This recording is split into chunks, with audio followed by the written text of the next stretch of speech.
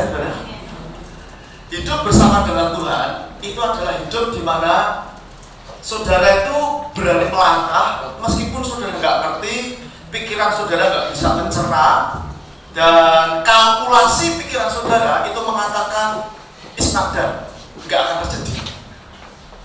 Tapi pada waktu saudara membiasakan diri untuk hidup dengan Tuhan, maka yang terjadi ada kemustahilan yang akan saudara alami dalam hidup saudara.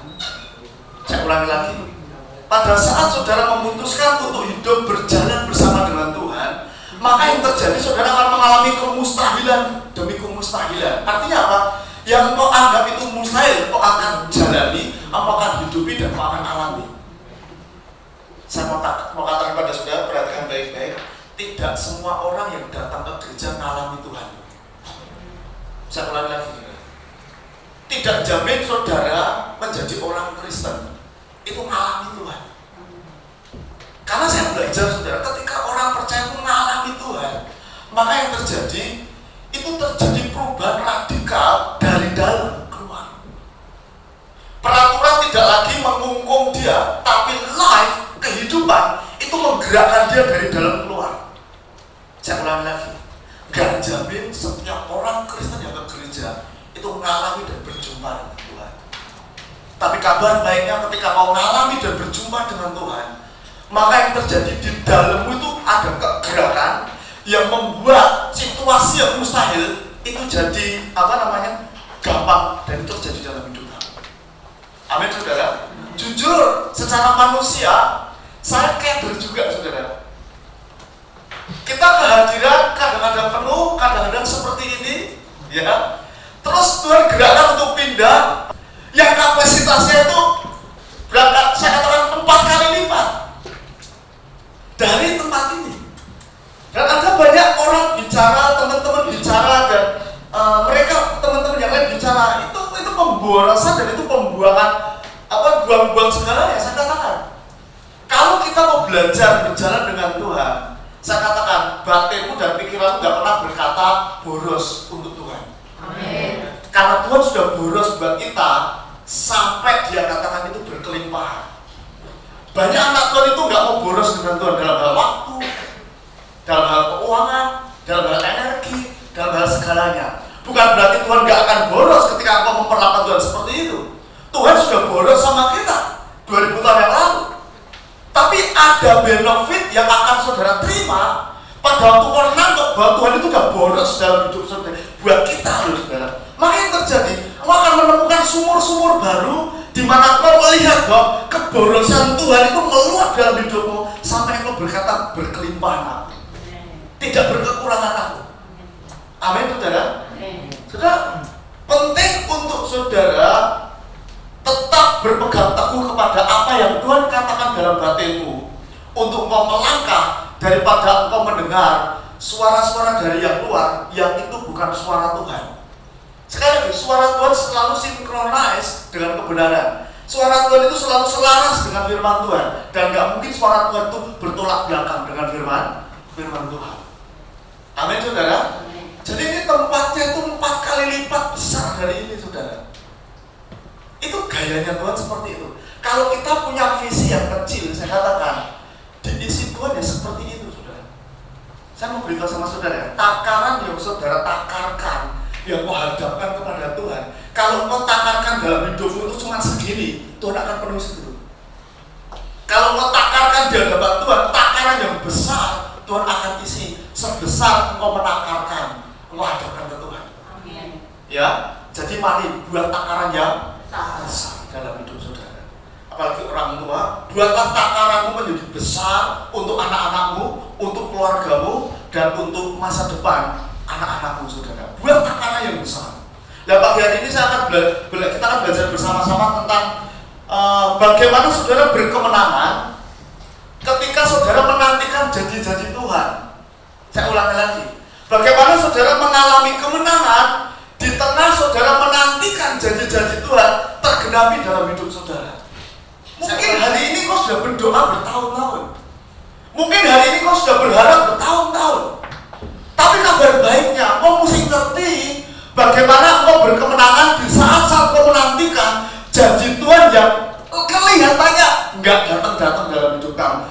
tergenapi dalam hidup kamu. Aku sampai di sini ya. Yuk kita belajar bersama-sama. Mari buka di dalam Roma pasal yang keempat, ayat yang ke-18 sampai yang ke-25.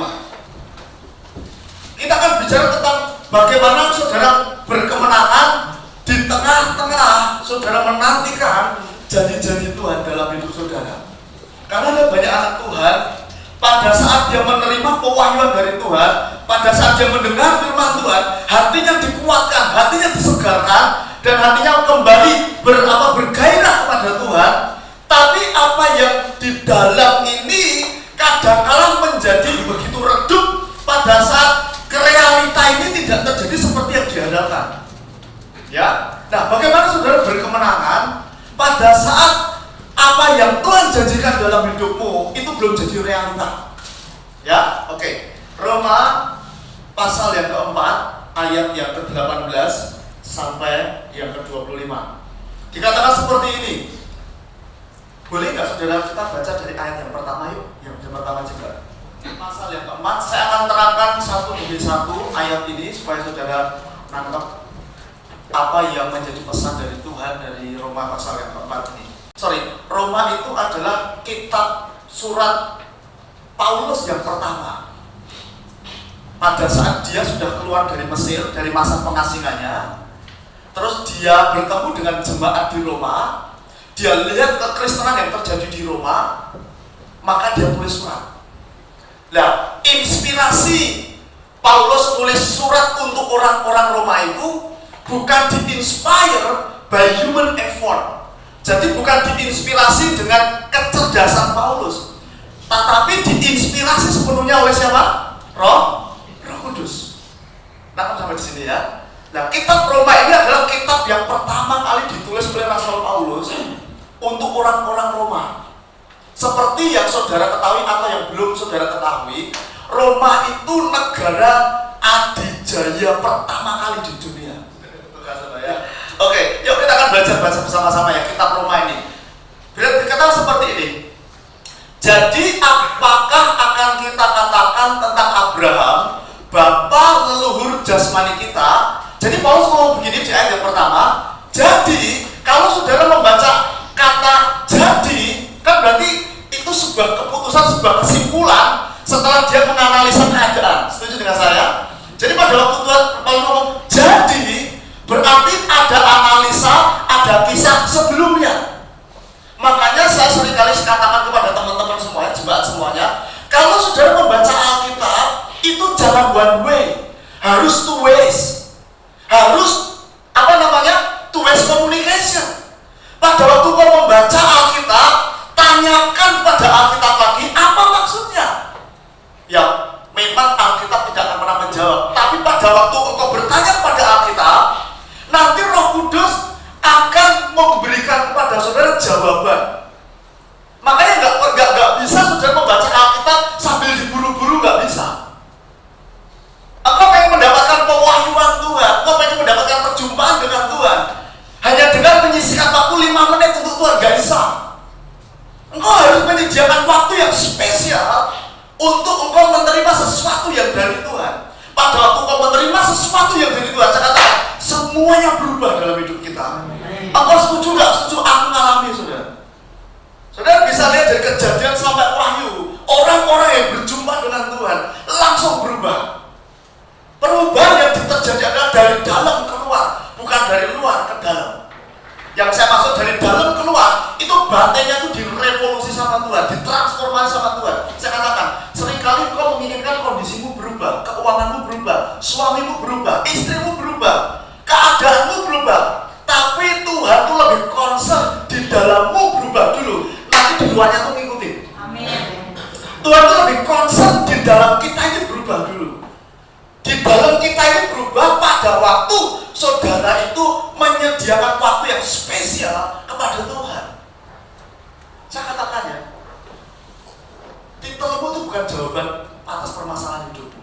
Saya mau beritahu, di dunia ini banyak orang-orang pintar, setuju dengan saya?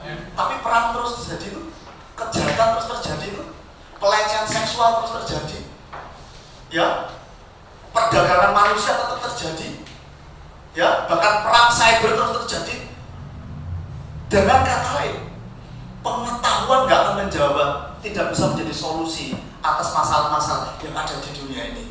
Begitu juga semakin tingginya pengetahuan kita, yang kita raih. Saya katakan, bukan berarti saya berkata tingginya pengetahuan kita tidak perlu. Tapi saya mau beritahu, pengetahuan yang terbaik di mana engkau gunakan untuk kau mengerti, mengenal kehendak Tuhan apa dalam hidupmu, itu akan mengubah situasi kamu.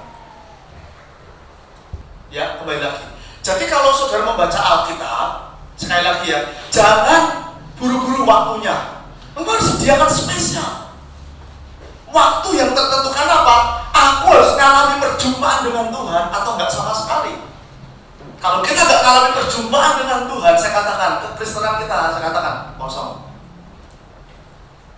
Saya boleh ke gereja, saya boleh menyandang gelar orang Kristen. Kalau saya nggak mengalami perjumpaan dengan Tuhan setiap hari, saya katakan tidak ada perubahan yang signifikan yang saya alami dalam hidup saya, including yourself, termasuk juga di saudara saya. Kalau kau pengen mengalami perubahan, terobosan yang besar dalam hidup saudara, alami perjumpaan dengan Tuhan. Dengan cara ketika kau membaca firman Tuhan, izinkan firman itu juga kembali berbicara kepada saudara. Maka dari itu saya menyediakan waktu hari-hari ini untuk membaca firman Tuhan 3:30, bahkan jam 4. Kok lama-lama? Saking asiknya membaca firman Tuhan. Begitu engkau membaca firman Tuhan, jangan berhenti sampai di sini, harus turun di hati. Tangkap ya? Oke, lanjutkan yuk. Dikatakan seperti ini. Jadi apakah akan kita katakan tentang Abraham, bapa leluhur jasmani kita? Sebab jika Abraham itu dibenarkan karena perbuatannya, maka Abraham itu beroleh dasar untuk apa? Bermegah, tetapi tidak di hadapan Allah. Dikatakan seperti ini. Jadi apa yang akan kita katakan? Dikatakan yang satu tadi gimana aja? Jadi apakah yang akan kita katakan tentang siapa? Abraham, bapa leluhur jasmani kita. Jadi begini saudara, ayat yang pertama sama ayat yang kedua tuh ngomong begini loh. Yang terjadi di dalam komunitas orang Kristen di Roma itu adalah seperti ini. Saudara diselamatkan karena kasih karunia, oke? Diselamatkan karena anugerah Tuhan, tetapi mempertahankan keselamatan, mempertahankan anugerah Tuhan itu dengan kekuatannya sendiri. Ya, tangkap sampai di sini ya. Dulu kita diajar seperti itu. Ketika kamu terima Tuhan cuma-cuma, kamu nggak perlu berbuat baik, kamu nggak perlu beramal, kamu tetap dalam keadaan kotor. Tuhan mendatangi kita. Nah, yang terjadi di dalam orang-orang Roma, orang-orang Kristen Roma sama seperti itu. Agama-agama yang ditangkap oleh orang-orang Kristen yang ada di Roma itu adalah kalau kamu berbuat baik, maka Tuhan akan baik sama kamu. If you do good, you get good. Ya, if you do bad, you get bad. Itu agama dimanapun mengajarkan seperti itu. Jadi perkenanan kita di hadapan Tuhan didapatkan dengan kita berbuat baik. Baru Tuhan berkenan sama kita. Nah, orang-orang Kristen di Roma itu sama. Pola pikirnya aku diselamatkan secara cuma-cuma karena kasih karunia, karena iman saya kepada Yesus. Tapi setelah itu aku menjalani kekristenanku ini harus dengan kekuatanku sendiri. Artinya apa? Aku harus jaga kekudusan, aku harus jaga kesalehan, aku harus berbuat baik, aku harus membaca, aku harus melayani, aku harus banyak doa dan puasa supaya Tuhan tetap berkenan kepada saya. Maka dari itu Roma pasal 4 ditulis oleh Paulus mengingatkan.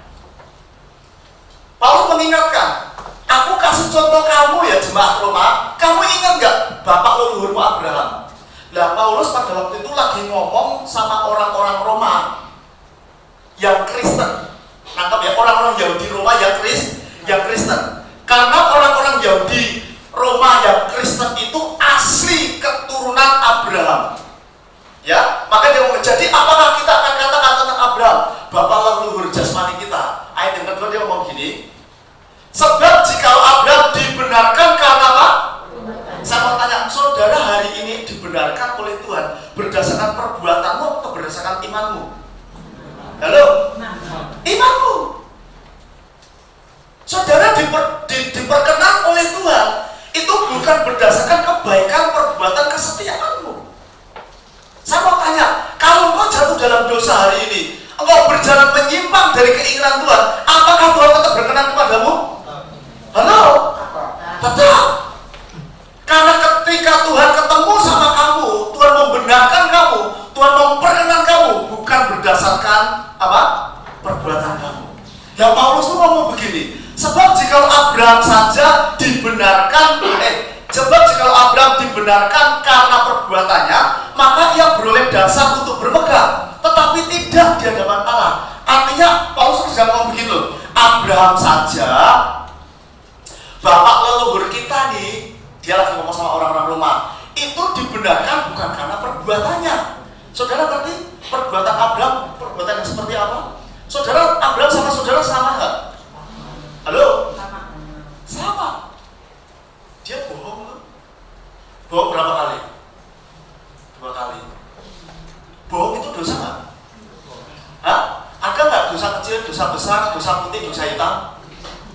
Katakan dosa adalah dosa. Ngomong sekali, dosa adalah dosa. Dosa sudah ditangani Tuhan 2000 tahun yang lalu. Amin. Nggak ada dosa besar, dosa kecil, nggak ada. Dosa putih, dosa hitam nggak ada. Ya, yang ada hanya dosa. Dan dosa melahirkan maut.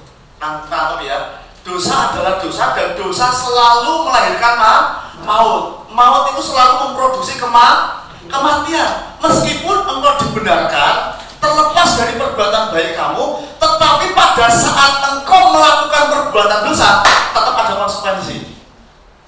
Saya ulangi sama saudara, engkau tetap diperkenan sama Tuhan, tapi tetap ada konsekuensi yang kau terima, dagingmu terima, sosial masyarakatmu terima. Ya, nah sampai di sini ya. Jadi perkenanan Tuhan datang kepada Abraham, turun kepada Abraham bukan berdasarkan perbuatan baik Abraham. Abraham itu pembohong loh saudara. Dia bohong 2 kali tentang siapa? Istrinya. Pada waktu dia ke Mesir, dia ngomong begini, kamu nanti kalau dilihat raja-raja orang Mesir, kamu ngomong ya, kamu jangan istriku, kamu siapa? Ibu. Dia ketakutan. Berbohong loh Abraham itu. Sekali enggak, 2 kali. Yang kedua, ketika ada kekeringan, dia lari juga dari negeri apa namanya nomadennya, ketemu nama-namanya Raja Abimelek. Ditanya lagi, itu siapa? Abraham ngomong apa? Saudara perempuan, adikku. Bohong.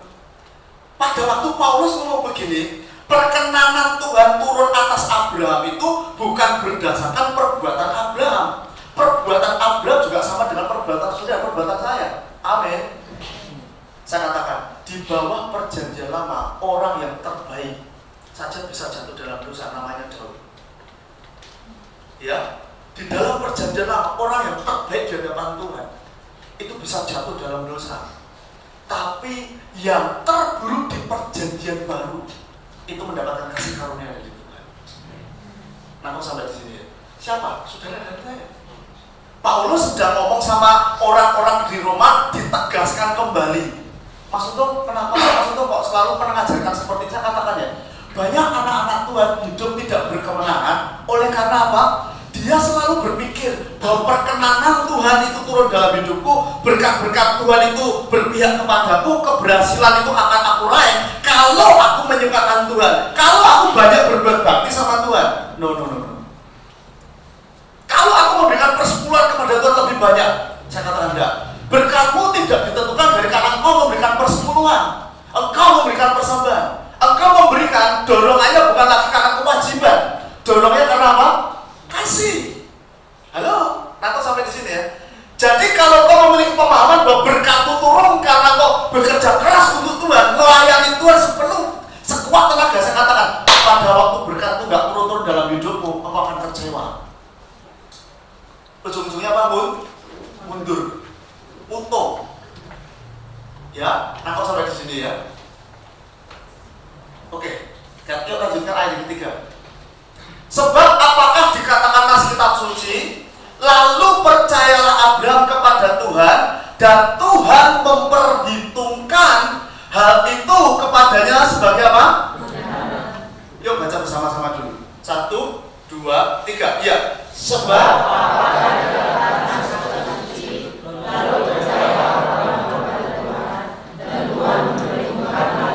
itu kepadanya sebagai kebenaran. Dikatakan sebab apakah dikatakan nas kitab suci? Jadi kalau dikatakan nas kitab suci, berarti ada ayat ini di perjanjian lama. Jadi dia ngutip gitu loh. Sebab apa yang dikatakan nas kitab suci, lalu percayalah Abraham kepada Tuhan, dan Tuhan memperhitungkan apanya? Kepercayaannya itu kepadanya sebagai apa? Kebenaran. Jadi kalau saudara percaya nih, saudara dibenarkan bukan berdasarkan perbuatanmu, pemberianmu, kesetiaanmu, pelayananmu, tapi saudara dibenarkan karena imanmu kepada Yesus, maka keyakinan imanmu itu diperhitungkan Tuhan sebagai kebenaran. Artinya apa? Janji-janji itu juga berlaku dalam hidupmu. Tapi sekali lagi saya tekankan, janji-janji Tuhan akan jadi daging dalam hidupmu. Pelajari seperti yang Abraham pelajari dengan Tuhan. Berkali-kali Rasul Paulus mau gini, kamu belajar dari Abraham. Saudara, dari keturunan Abraham enggak? Galatia 3:29 mengatakan bagaimana? Halo, yuk baca dulu. Galatia 3:29. Katakan, aku keturunan Abraham. Katakan, aku keturunan Abraham karena aku di dalam Kristus. Katakan, aku keturunan Abraham karena aku di dalam Kristus. Ngomong kanan kiri, kamu keturunan Abraham karena kamu di dalam Kristus. Galatia 3:29. Oke?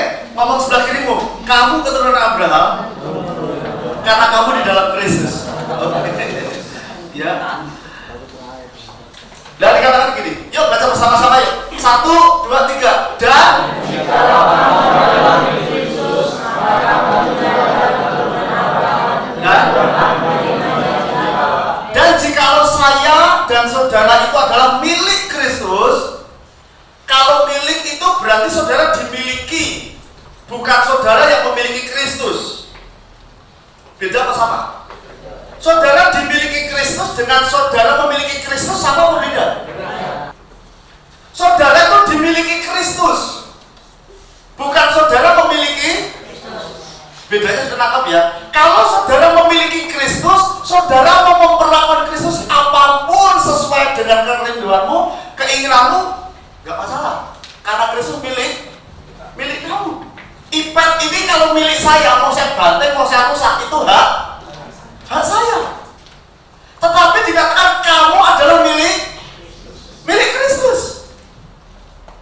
Kenapa kamu jadi milik Kristus? Karena kamu sudah dibeli dengan harga yang mahal. Saudara pengen tahu mahalnya harga untuk membeli saudara, untuk menyelamatkan saudara? Look at the cross. Lihat di atas kayu salib. Saudara pengen lihat betapa buruknya dosa kita? Look at the cross. Saudara pengen lihat betapa besar kasih Bapa? Sekali lagi, look at the cross. Dia memberikan yang terbaik untuk kita. Makanya dikatakan, jikalau kamu adalah milik Kristus, maka kamu juga adalah apa? Keturunan Abraham dan berhak menerima. Nah, firman Tuhan jelas katakan kalau kamu sekarang itu milik Kristus, kamu itu juga punya hak untuk menerima janji Allah. Nah, sampai di sini saudara. Nah, janji Allah mungkin sudah tanya, janji-janji Tuhan itu apa? Makanya setiap hari kita mesti pelajari janji-janji Tuhan. Kita membaca Alkitab bukan karena kewajiban.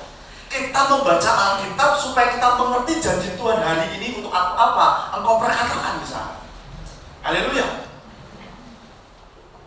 Yang namanya perjanjian itu harus diketahui kedua belah pihak. Nah, pada saat anak-anak Tuhan tidak mengetahui janji-janji Tuhan, maka yang diuntungkan itu setan. Setan dikatakan itu bapa segala dusta. Anak-anak Tuhan kalau nggak pernah membaca firman Tuhan, menyelidiki firman Tuhan, merenungkan firman Tuhan, bosan mas, malas mas, sibuk mas. Setuju nggak dengan saya saudara? sampai kita meninggal, kita nggak akan pernah berhenti menghadapi masalah. Pertanyaannya, siapa yang akan melayani masalahmu atau Tuhan? You decide. Mau memutuskan. Tapi pada waktu melayani Tuhan dalam hidupmu, saya katakan bukan nggak ada masalah. Masalah menjadi begitu kecil. Ya, saya katakan amin. Aku nggak alami, Mas. Mas itu nggak ngalami sih masalah. Saudara, Samuel itu tahun lalu saya tanya, dia cita-citamu jadi apa? Aku pengen jadi kayak papa pendeta. Wah, saya bangga, saudara. Berarti ada generasi penerus.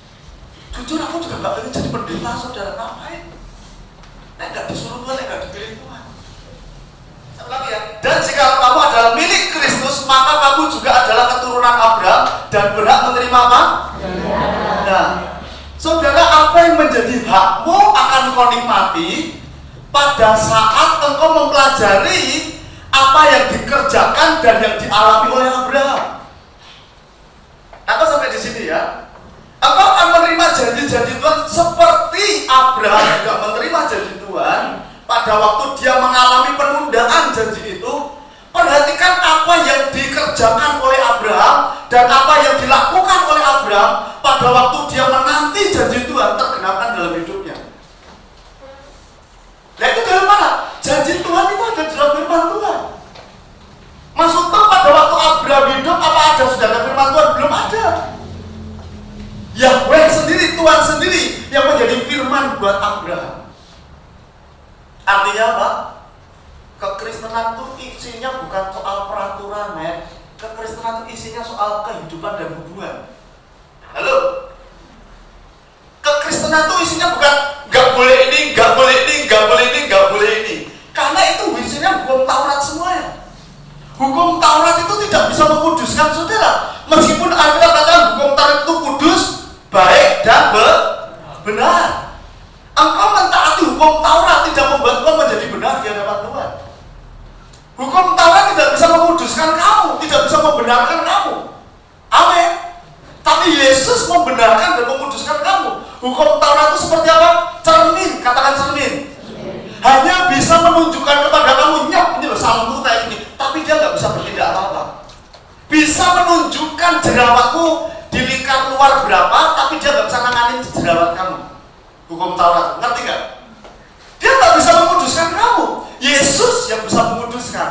Makanya kekristenan itu isinya bukan soal nggak boleh merokok, nggak boleh berzina, nggak boleh ngomong dusta, harus setia, harus enggak. Kekristenan itu isinya soal apa?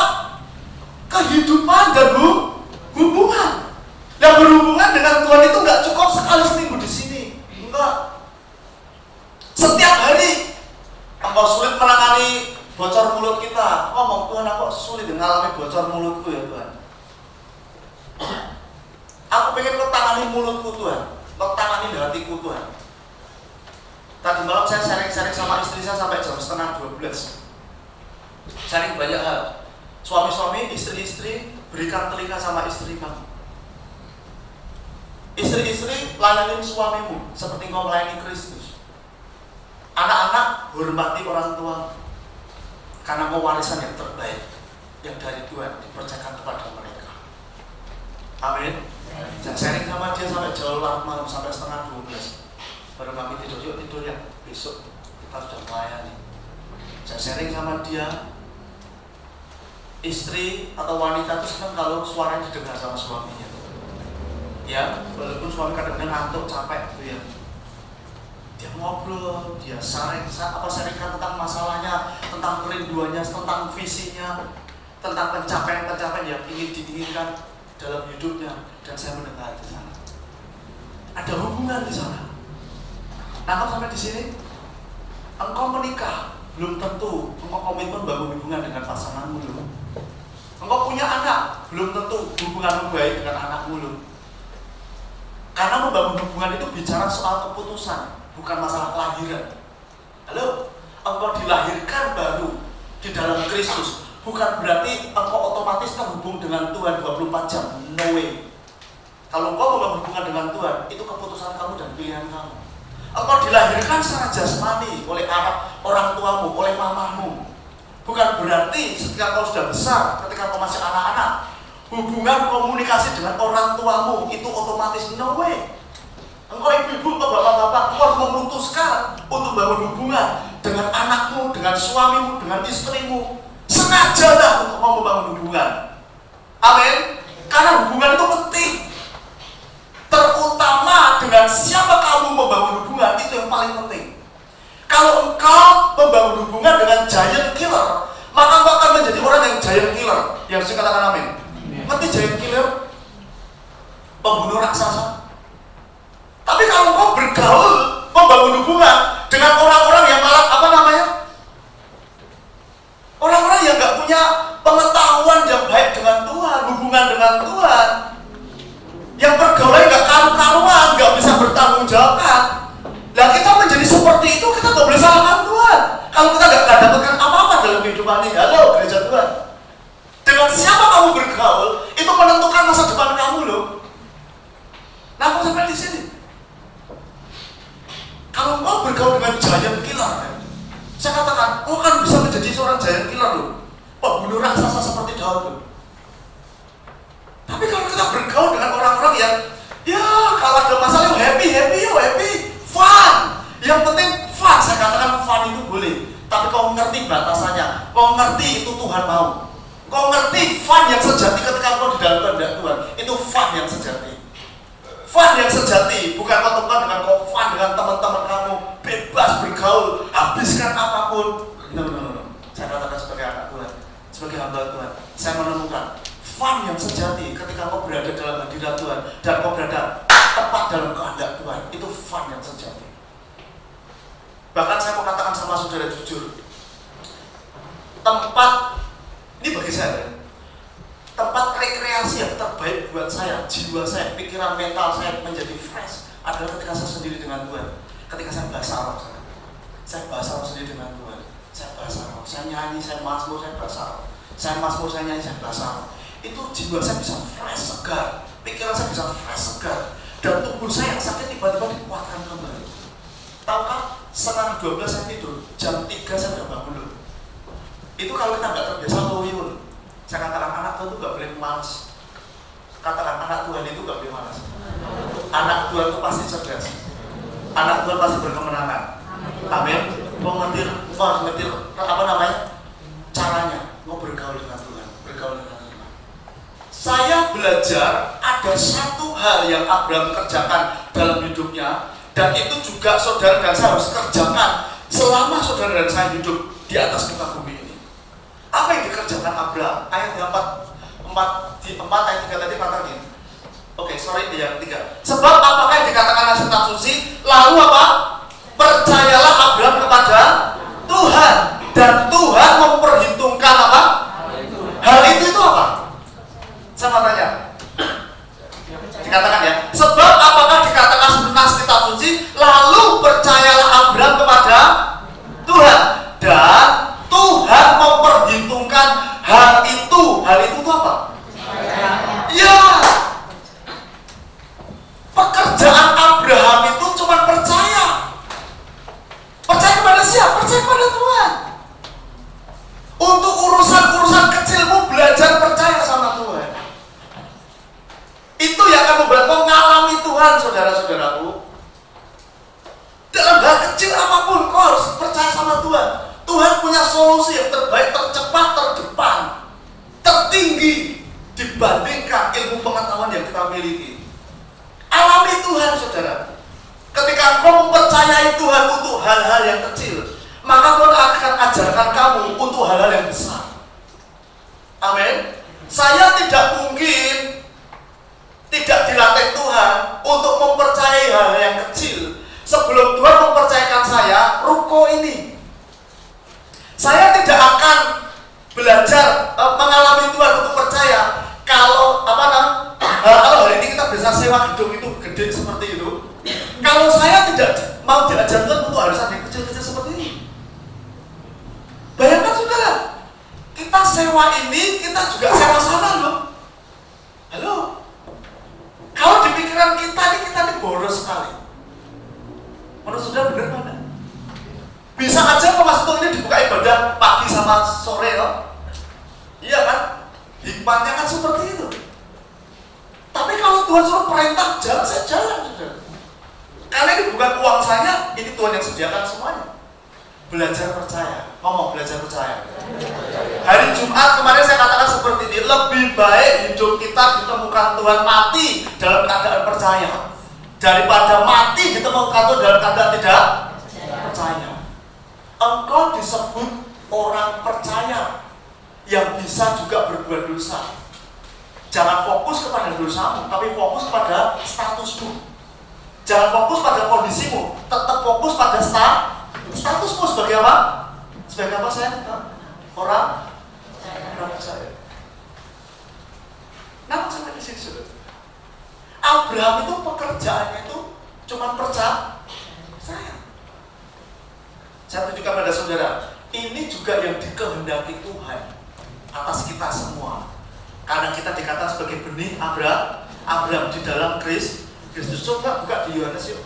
Yohanes pasal yang ke-6 ayat yang ke-29. Yohanes 6 ayat yang ke-28 dulu boleh jalan. 28 dari pasal 6. Baca bersama-sama yuk. 1, 2, 3. Lalu kata mereka kepada Yesus, apakah yang harus supaya kami? Terus 29. 1, 2, 3. Jawab Yesus kepada mereka, inilah pekerjaan yang dikehendaki Allah, yaitu hendaklah kepada simple Kristenan itu saudara. Saudara pengen ngerti kehendak Tuhan atas hidup saudara? Kesenangan Tuhan untuk kamu kerjakan itu apa? Kerinduan terbesar Tuhan dalam hidupmu itu apa? Melayani, jadi pendeta, donatur gereja, terus apa? Jadi asal gitar, pemain musik, itu semua pekerjaan yang dikehendaki Tuhan dia. Pekerjaannya cuma percaya aja.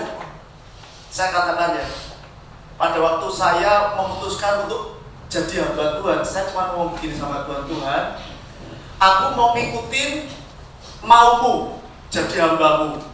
Cuma tolong jamin aku. Pada waktu doa pribadi Tuhan ngomong gini, jaminanku kepadamu sempurna. Hanya satu kunci yang aku minta, cuman jaminan Tuhan dalam hidup kekristenanmu itu sempurna. Tapi untuk membuka, untuk menikmati jaminan Tuhan itu kuncinya apa? Percaya. Ngadepin apapun percaya. Apa yang menjadi pergumulanmu hari ini? Cari janji Tuhan ngomong apa untuk situasimu, untuk kondisimu, untuk anakmu hari ini. Saya katakan ya, yang mempercepat atau memperlambat janji Tuhan dalam hidup kita tergenapi itu keputusan kita sendiri. Saya ulangi, engkau pengen menerima percepatan janji Tuhan atau perlambatan? Saya katakan, Tuhan sudah berikan 2000 tahun yang lalu. Tapi pertanyaannya, apakah engkau pengen mengalami percepatan atau perlambatan janji Tuhan?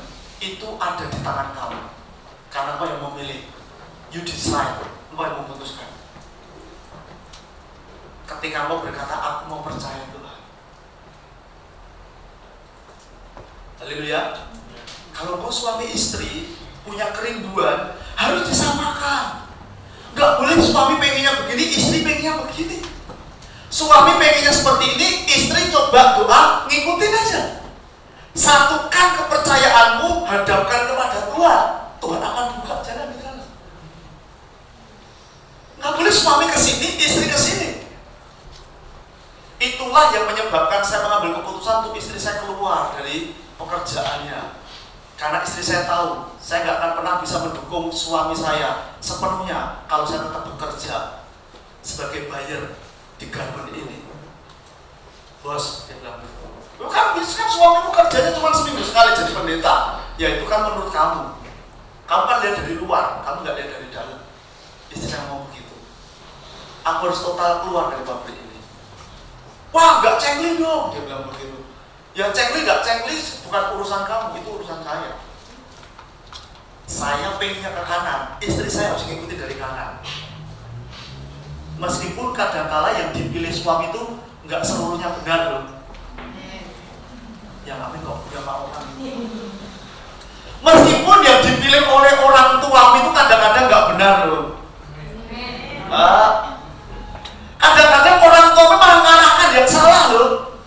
Tapi pada waktu engkau mengikuti, minta ritmenya Tuhan, minta hikmatnya Tuhan, nanti Tuhan bertanggung jawab sendiri merubah hati orang tuamu. Nangkep ya? Merubah hati suamimu, merubah hati istri kamu. Istri saya tak paksa nggak bisa. Yang kuncinya cuma percaya. Gampang kamu ngomong percaya. Saya nggak terbiasa hidup dengan percaya. Pada waktu pernikahan saya pertama dengan istri saya. Amin, saudara. Pekerjaan yang diinginkan Tuhan untuk saudara kerjakan cuma apa? Percaya. Oh, bukan lagi kiri. Percaya ya.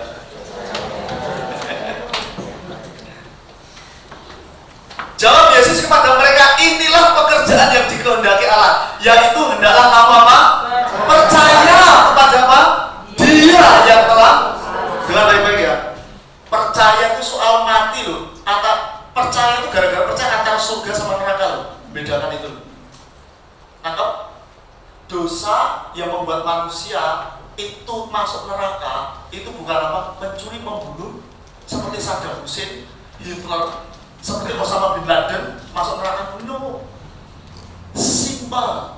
Yang membuat orang jalannya ke neraka sama ke surga cuma apa?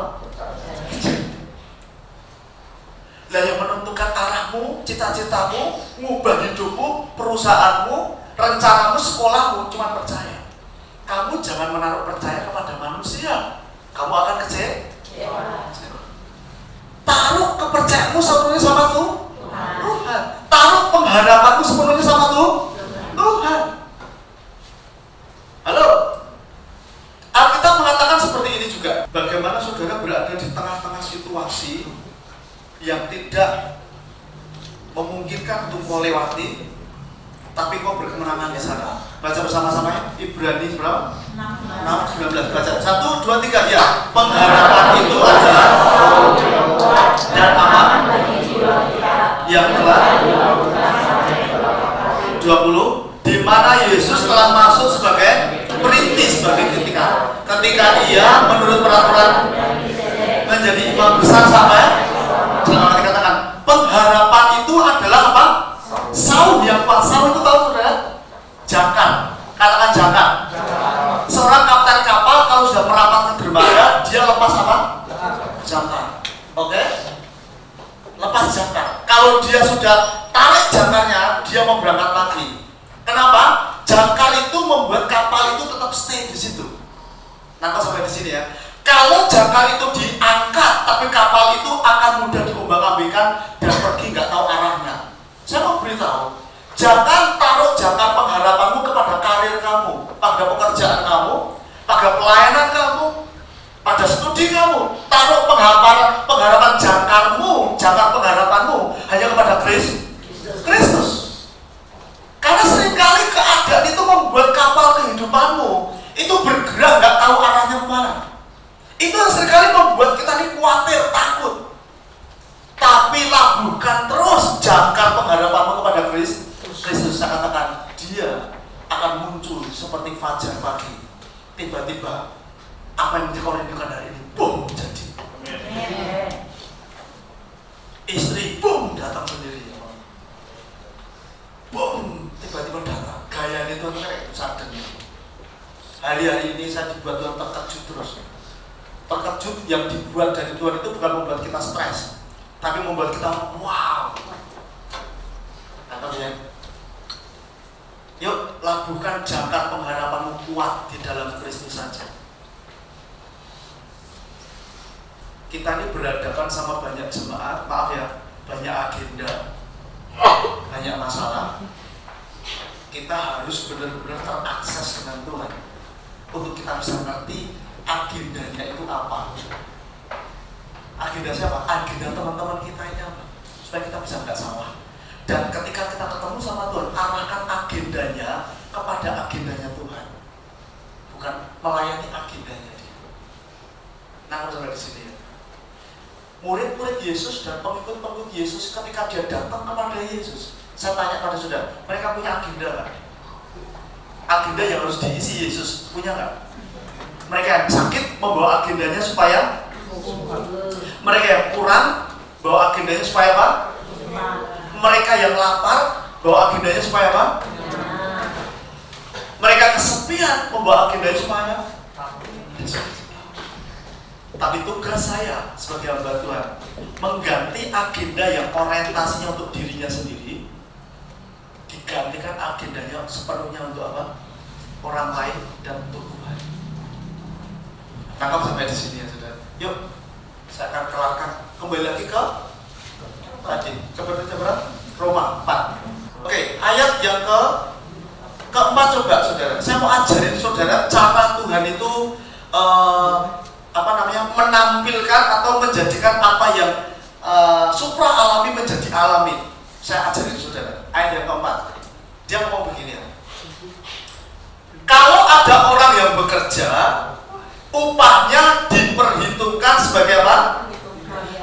Kalau ada orang yang bekerja, upahnya tidak diperhitungkan sebagai, tetapi sebagai, nah, ayat yang kelima yuk. Tetapi kalau ada orang yang tidak bekerja, namun apa? Ya, kepada yang membenarkan orang durhaka, imannya diperhitungkan menjadi. Saya ajarin saudara begini. Saudara pengen ayat yang ketiga begini. Lalu percaya Abraham kepada Tuhan dan Tuhan memperhitungkan hal itu kebenaran. Apa yang kau percaya hari ini? Saya tidak tahu. Kalau kau nggak sedang mempercayai hari ini dalam hidupmu, kalau kau hari ini tidak sedang mempercayai apa-apapun terjadi dalam hidupmu, belajar mulai siang hari ini, tetapkan sesuatu yang besar dan mulai percaya di sana. Ibrani 6 ayat 19. Nah, bagaimana tak ajarin gini? Contohnya gini, kamu kalau hari ini sedang mempercayai bahwa utang-utangmu tiba-tiba entek sendiri sama Tuhan, tanpa kau berusaha apa ya? Tak ajarin caranya. Apa yang kau percaya hari ini? Kau pengen sakitmu tiba-tiba sembuh gitu. Kau pengen anakmu tiba-tiba bisa nurut sama kamu, ngerti sama kamu, dengar sama kamu. Tuhan mau gini. Sebab apakah yang kata Mesias, lalu percaya Abraham kepada Tuhan dan Tuhan memperhitungkan kepercayaan itu sebagai benar. Apa yang kau percaya hari ini? Dengar baik-baik. Apa yang kau percaya hari ini itu sangat penting untuk menentukan apa yang akan kau terima besok. Amin. Kalau kau hari ini gak mau percaya apapun, saya katakan rugi. Ya, aku kan cuma hidupku kayak gini. Saya katakan itu bukan mental anak-anak kerajaan. Apa yang kau percaya hari ini akan menentukan apa yang kau terima hari ini. Kalau kau hari ini nggak memiliki apa yang kau percaya, saya katakan rugi. Apa yang kau percaya hari ini, itu akan menentukan apa yang akan kau terima kelak. Amin. Haleluya. Tangkap ya. Dan dikatakan gini. Dan saya pertanyaan begini. Cara Tuhan itu menjawab apa yang kau percaya itu caranya bagaimana? Sudah pengen tahu? Saya ulangi lagi, itu caranya dibuka di ayat yang keempat. Dia ngomong gini, kalau ada orang yang bekerja, upahnya tidak diperhitungkan sebagai hadiah, tetapi sebagai kalau kamu mempercayai hari-hari ini sesuatu Tuhan bisa selesaikan untuk kamu, maka kau harus ngerti caranya. Caranya itu bukan dengan kekuatan kamu. Tangkap ya? Karena dikatakan seperti ini, kalau ada orang yang bekerja, upahnya tidak diperhitungkan sebagai hadiah, tetapi sebagai artinya begini. Kalau engkau mempercayai bahwa utang-utangmu diberesin Tuhan hari ini, yang Tuhan mau kamu percaya aja utang-utangmu dibereskan. Kamu nggak usah pusing caranya. Dia bisa kerjakan dalam semalam, bisa dikerjakan dalam hal 2 hari, tergantung kepercayaan penuhmu pada Tuhan seperti apa. Yang Tuhan inginkan ketika kau mempercayai sesuatu untuk Tuhan kerjakan dalam hidupmu, belajar bersalah saja, jangan pakai kekuatan kamu. Karena dikatakan seperti ini loh, kalau aku bekerja, kalau saudara bekerja, pasti di akhir hari kau dapat upah, benar kan? Ini namanya bukan anugerah, ini namanya pakai kekuatan kamu. Nangkep ya? Di ayat 5 ngomong gini, tetapi kalau ada orang yang tidak bekerja, namun percaya kepada Dia yang membenarkan orang durhaka, imannya diperhitungkan menjadi benar. Jadi kalau kamu mempercayai Tuhan akan akan membuat segala sesuatu yang baru dalam hidupmu, dalam keuanganmu, dalam rumah tanggamu. Saya katakan, kamu berserah saja. Kamu nggak usah pikirin caranya bagaimana. Kamu berserah saja sama Tuhan. Dan ingat, dikatakan seperti ini, bersandar pada anugerah Tuhan. Nanti tiba-tiba akan kerja dalam hidup kamu. Mas, tekanannya menjadi semakin kencang. Katakan belajar percaya. Ya, ngomong gini, lebih baik aku ditemukan Tuhan mati dalam keadaan percaya daripada tidak percaya. Saya katakan ya, kok anak muda mau belajar mempercayai Tuhan dalam usia mudamu, itu benefitnya banyak banget. Saya katakan, keuntungannya banyak banget. Aku ngalami sendiri. Benefitnya banyak sekali. Aku bersyukur ya. Saya langsung keluar dari kenyamanan, keluar dari Semarang, langsung ke sini. Saya melatih iman saya di sini. Langsung kepada keadaan-keadaan, langsung kepada kesulitan-kesulitan. Kunci saya cuma percaya. Saya lihat nggak mungkin bapak saya ini bisa memuliakan saya, tapi saya percaya dengan Tuhan saya bisa mulia. Kamu lihat orang tuamu, nggak mungkin bisa sekolah kamu sampai kamu sekolah tinggi. Kamu taruh jangkar pengharapanmu dan imanmu pada Tuhan. Saya katakan, kamu akan mendapatkan lebih daripada apa yang kau dapatkan ketika pengharapanmu itu hanya kepada manusia, termasuk orang tua kamu, termasuk juga diri kamu. Nah, Abraham ngomong begini, kalau ada orang bekerja dapat upah itu udah biasa. Tapi kalau ada orang yang tidak bekerja diberikan hadiah, itu yang luar biasa. Saudara mau bagaimana? Tuhan mau menggenapkan janji yang kau percayai. Engkau mau pakai kekuatanmu sendiri atau kau mau bersandar sama Tuhan? You decide. Kau yang memutuskan. Jadi setiap hari kita tuh make choices, membuat pilihan-pilihan. Dari kau bangun tidur, mau kamu apakan hidup kamu, itu pilihan. Aku bangun tidur, aku mau cari kehendak Tuhan. Aku bangun tidur, pakai mulutku memuji Tuhan. Bangun tidur, aku lakukan yang terbaik untuk keluargaku, untuk dirimu sendiri.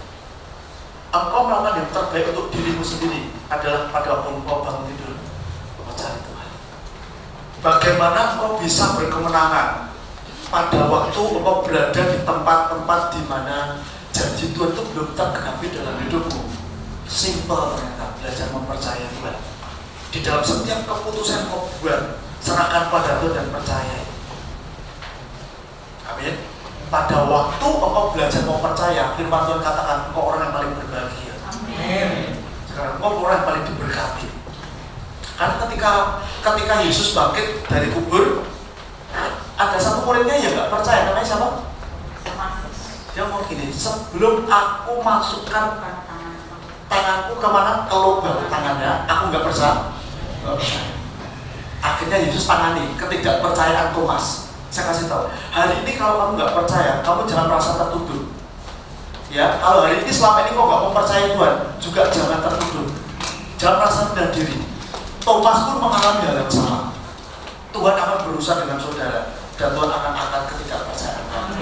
Dia mau begini, Thomas, kamu mau percaya bahwa aku bangkit? Masukkan tanganmu ke tangan. Langsung Tuhan mau gini, kamu melihat baru percaya. Yesus mau gini, berbahagialah mereka yang tidak melihat tapi percaya. Saudara jangan perlu melihat bukti dulu, yang penting dengan betul percaya dulu. Yang kita cari itu Tuhan, tapi semua cuma kejar kita. Saya katakan ya, saudara harus kerja, tapi saya katakan jangan pakai kekuatanmu sendiri. Artinya kekuatanmu sendiri itu bagaimana? Kerja siang malam terus ya, sampai rumah Tuhan, sampai rumah keluarga, sampai rumah dirinya sendiri. Saya katakan, menurut saudara saya pekerja keras Bapak. Saya pendeta bukan angkor-angkorkan di rumah, saudara nggak kerja apa-apa. Saya sama istri tipikal pekerja keras. Apalagi di dalam anugerah, sabar amat keras lagi. Tapi saya bekerja, kalau Tuhan ngomong, saya kerja yang terbaik. Kalau Tuhan nggak suruh saya kerjakan apapun, saya nggak mau kerja apa-apa. Aku sampai di sini. Kalau Tuhan suruh saya hanya kerja ngepel aja, saya pel lantai gereja sampai malaikat mau waktu jalan berhenti lihat saya ngapain. Kalau kau disuruh belajar, belajar. Suruh sekolah, sekolah. Jadi ibu rumah tangga, jadi ibu rumah tangga. Yang terbaik kau bisa lakukan, lakukan di sana. Kerjakan dengan segenap hatimu, bukan untuk manusia, tapi untuk Tuhan. Nah, kau berprestasi.